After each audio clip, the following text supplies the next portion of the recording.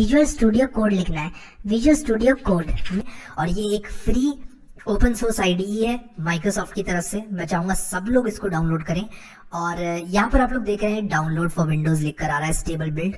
मैं क्लिक करूंगा इस पे, और जैसे ही मैं इस पर क्लिक करूंगा ये डाउनलोड हो जाएगी। आपके इंटरनेट कनेक्शन के हिसाब से, मेरा इंटरनेट कनेक्शन बड़ी फास्ट है तो यहाँ पर देखो ये बहुत जल्दी डाउनलोड हो गया, 56 MB।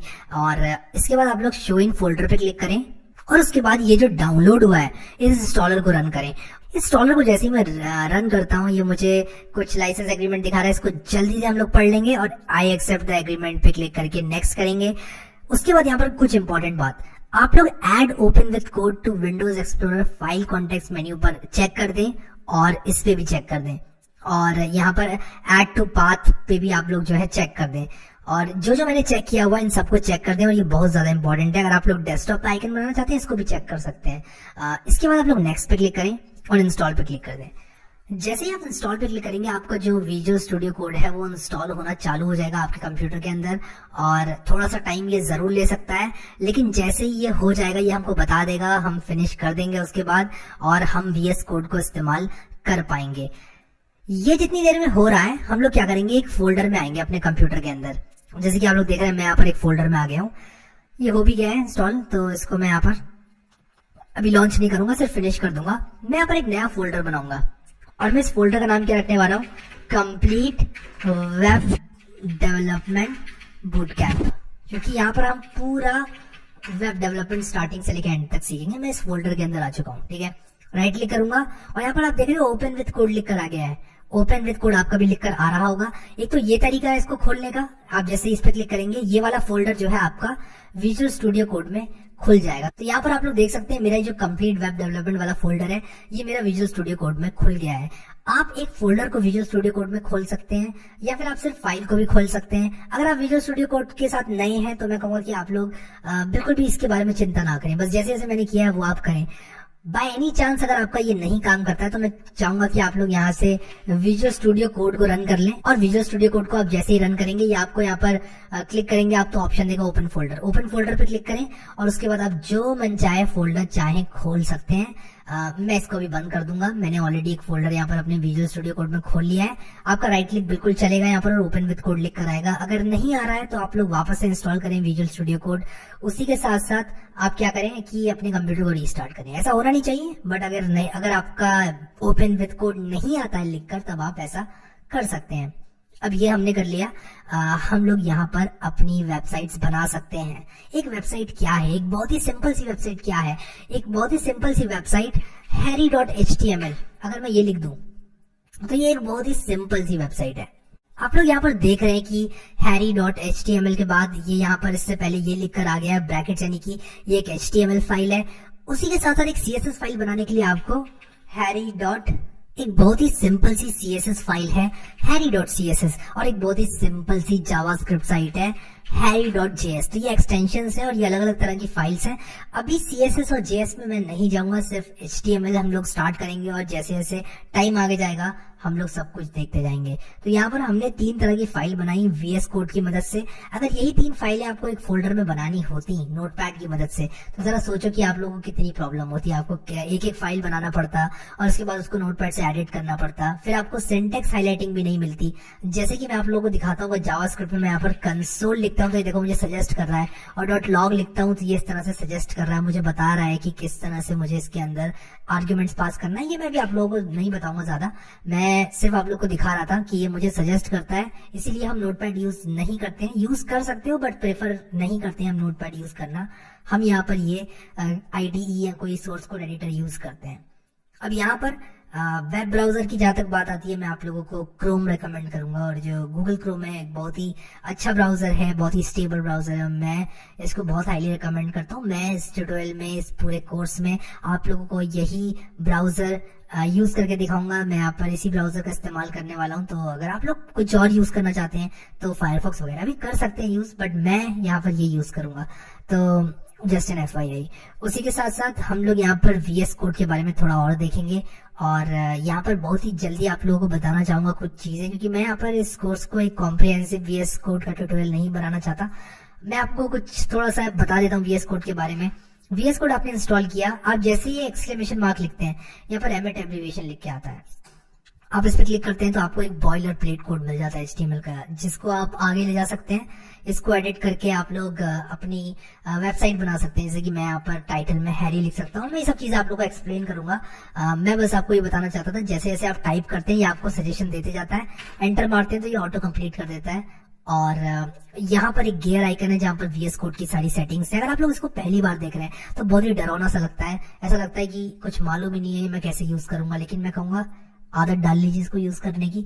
क्योंकि अगर आप लोग पाइथन में भी प्रोग्रामिंग करोगे आगे जाकर, या फिर मान लो कोई और प्रोग्रामिंग लैंग्वेज में प्रोग्रामिंग करोगे, तो ये जो विजुअल स्टूडियो कोड है ये आपके बहुत ज्यादा काम आने वाला है। तो यहाँ पर 1 2 3 4 5 बटन्स के बारे में आपको बता देता हूँ। इनमें से अभी के लिए सिर्फ एक्सप्लोरर पे आप लोग फोकस करो। एक्सप्लोरर को इस तरह खोल बंद कर सकते हो आप। इसके अंदर वो सारी की सारी ओपन फाइल्स हैं जो कि आपने खोल रखी हैं। यहाँ पर आपका पूरा फोल्डर दिखता है। इसको बंद या खोल कर सकते हैं। अगर आपने कोई फोल्डर बनाना है तो यहाँ क्लिक करें, कोई फाइल बनानी है तो यहाँ क्लिक करें, न्यू फाइल न्यू फोल्डर। और ये रिफ्रेश का बटन है कि अगर आपने यहाँ पर कोई फाइल बना दी, यहाँ पर कोई फाइल बना दी और उसके बाद आपकी यहाँ दिखाई नहीं दे रही है तो आप रिफ्रेश कर सकते हैं, तो ये यहाँ पर दिखाई देने लग जाएगी। उसी के साथ साथ यहाँ पर सर्च है, यहाँ पर गिट है। अब बहुत सारे लोगों को गिट नहीं मालूम होगा एज ए बिगिनर, कोई प्रॉब्लम नहीं है, अभी छोड़ दो उसको। डीबगर को भी अभी के लिए छोड़ दीजिए आप।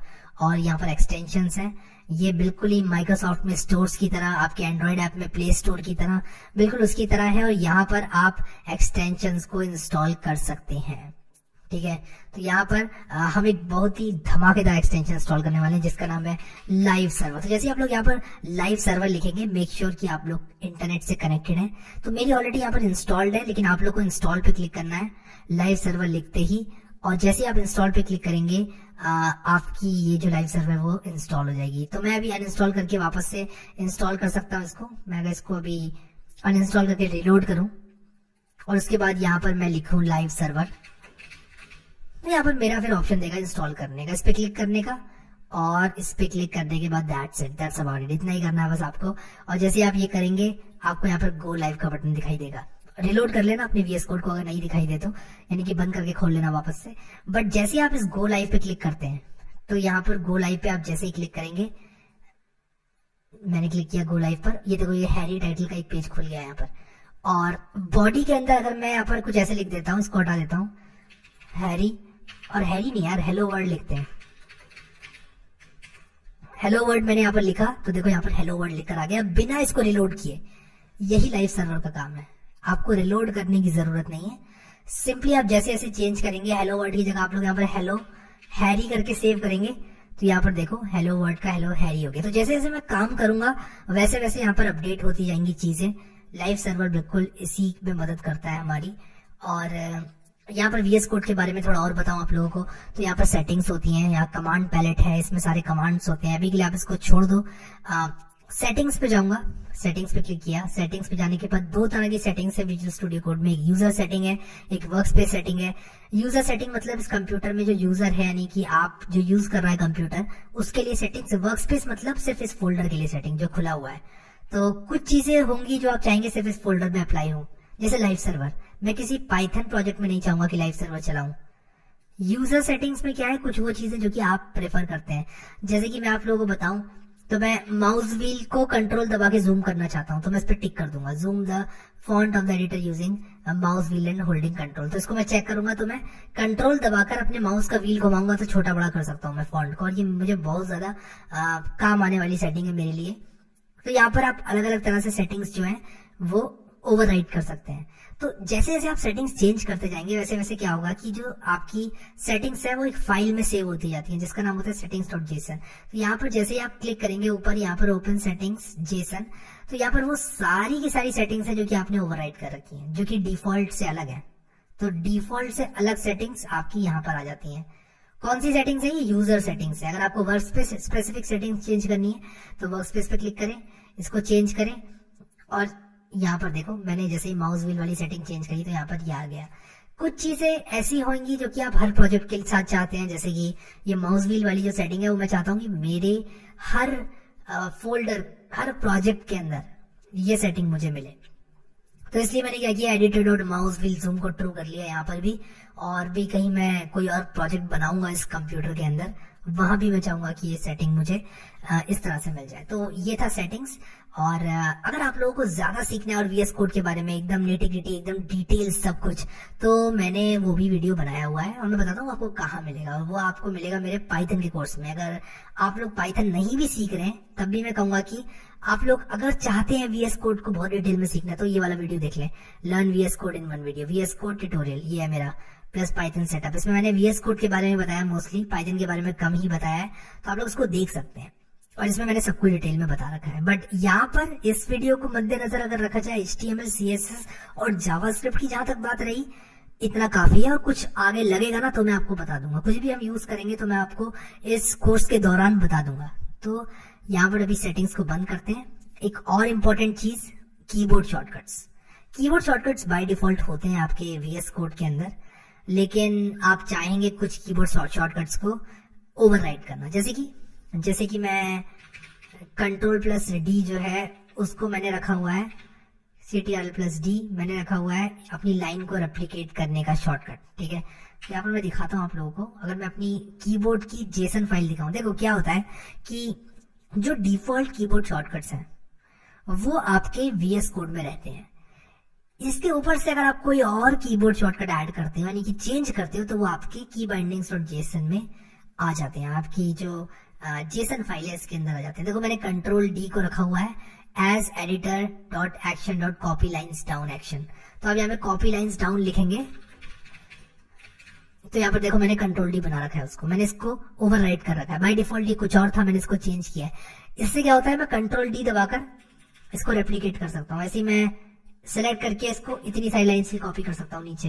तो ये काफी यूजफुल है मेरे लिए। मैं पहले सबलाइम टेक्स्ट यूज किया करता था और उसमें ये शॉर्टकट था, तो मेरी आदत सी पड़ गई थी इस शॉर्टकट को यूज करने की। ऐसे बहुत सारे शॉर्टकट्स होंगे दूसरे आईडीज के जिनकी आपको आदत पड़ी हुई होगी। ऐसा हो नहीं सकता। अगर आप एक प्रोग्रामर हैं, थोड़ा सा भी अगर आप लोग प्रोग्रामिंग में इंटरेस्ट रखते हैं, तो कोई ना कोई ऐसा शॉर्टकट होगा जो कि आप दूसरे आईडीई से लाना चाहेंगे।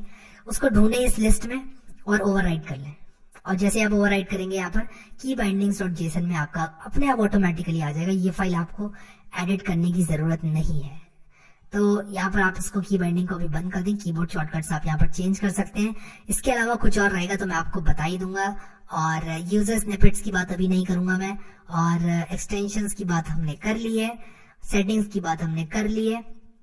कमांड पैलेट की अगर बात की जाए तो इसमें कमांड एक यहाँ पर खुल जाता है। यहाँ पर आप जितने भी कमांड्स हैं उनको टाइप करके आप लोग यूज कर सकते हैं। बट अभी के लिए यहाँ पर मैं इसको बंद करूंगा, इसके बारे में ज्यादा बात नहीं करूंगा। हमारा जो लाइव सर्वर है वो यहाँ पर चल रहा है और जब तक मैं इस पर क्लिक ना कर दूं तब तक मेरा जो सर्वर है वो क्लोज नहीं होगा। मैंने इस पर क्लिक किया तो मेरा सर्वर क्लोज हो चुका है। अब यहाँ पर मैं आप लोगों को दिखाता हूँ। ये अगर मैं इसको रिलोड करूँ तो ये नॉट फाउंड आएगा। देखो यहाँ पर आ रहा है कि साइट कांट बी रीच्ड, क्योंकि मैंने सर्वर बंद कर दिया है। तो ये था मेरा VS कोड लाइव सर्वर। आशा करता हूँ कि आप लोगों को समझ में आ गया होगा, आप लोगों को सब कुछ अच्छे से। यहाँ पर जो मैंने बताया है, जो यहाँ पर बुनियाद है, हमारी फाउंडेशन है, वो आपको समझ में आ गई होगी। लिनक्स और मैक यूजर्स के लिए एक बात बोलना चाहूंगा, बिल्कुल भी ऐसा मत समझना कि मैं आप लोगों को यहाँ पर एक एक बात बता रहा हूँ। मुझे मालूम है कि मैं आपको सॉफ्टवेयर इंस्टॉलेशन नहीं सिखाऊंगा, वो आपको ऑलरेडी आता है। बट लिनक्स और मैक यूजर्स भी बिल्कुल घबराए ना ये देखकर कि मैं विंडो यूज कर रहा हूँ तो आप लोग ये ट्यूटोरियल फॉलो नहीं कर सकते। विंडो एक सिर्फ ऑपरेटिंग सिस्टम है, तो मैं विंडोज यूज कर रहा हूँ तो इसका मतलब ये नहीं है कि आप लोग फॉलो नहीं कर सकते। एकदम बाकी सब चीजें सेम रहने वाली हैं। जहां तक हमारा VS कोड कंसर्न है या फिर जहां पर हमारे कीबोर्ड शॉर्टकट्स हैं, मैक और लिनक्स में एकदम पैरेलली चलेगा, एकदम स्मूथली आप इस ट्यूटोरियल को फॉलो कर सकते हैं। शॉर्टकट्स मैंने आप लोग को बता दिया ऑलरेडी। जो शॉर्टकट्स आप अपनी जिंदगी में यूज करते आ रहे हैं, जिनकी आपको आदत डली हुई है, वो यूज करें। एक मेरा मानना है कि अगर आपको 2 हाथ लगाने पड़ते हैं किसी शॉर्टकट को दबाने के लिए, तो मुझे नहीं लगता वो शॉर्टकट है। मेरे हिसाब से जो कॉमन शॉर्टकट्स हैं वो आपके एक हाथ से दब जाने चाहिए, जैसे कि Ctrl+D, कंट्रोल एस्केप और भी बहुत सारे Ctrl+C, Ctrl+V, ये सब चीजें जो होती हैं तो मैं सेम ही रखता हूँ कॉपी पेस्ट के लिए। बट आप लोग कुछ भी चाहे ओवरराइट कर सकते हैं यहाँ पर और VS कोड की पावर का फायदा उठा सकते हैं। एक बात इस वीडियो को खत्म करने से पहले, टर्मिनल। जैसे आप यहाँ पर न्यू टर्मिनल पे क्लिक करते हैं तो आपका यहाँ पर एक इंटीग्रेटेड टर्मिनल खुल जाता है और मैंने अपना जो टर्मिनल है वो git bash सेट कर रखा है। तो यहाँ पर आप क्लिक करके सेलेक्ट डिफॉल्ट शेल करके यहाँ पर अपना डिफॉल्ट टर्मिनल सेट कर सकते हैं। अगर आप लोग कमांड प्रॉम्प्ट चाहते हैं तो कमांड प्रॉम्प्ट कर सकते हैं, पावर शेल चाहते हैं पावर शेल कर सकते हैं। बाय डिफॉल्ट आपका पावर शेल होने वाला है, तो मैंने भी वही सिलेक्ट कर लिया है अभी के लिए। तो अब मैं अगर यहाँ पर अपना टर्मिनल खोलूंगा तो मुझे यहाँ पर विंडोज पावर शेल खुल के आएगा। और ये आपकी जिंदगी को आसान बनाने के लिए कि आपको एक टर्मिनल अलग से नहीं खोलना है, आपका टर्मिनल यहीं पर है। अगर आप लोग को नहीं मालूम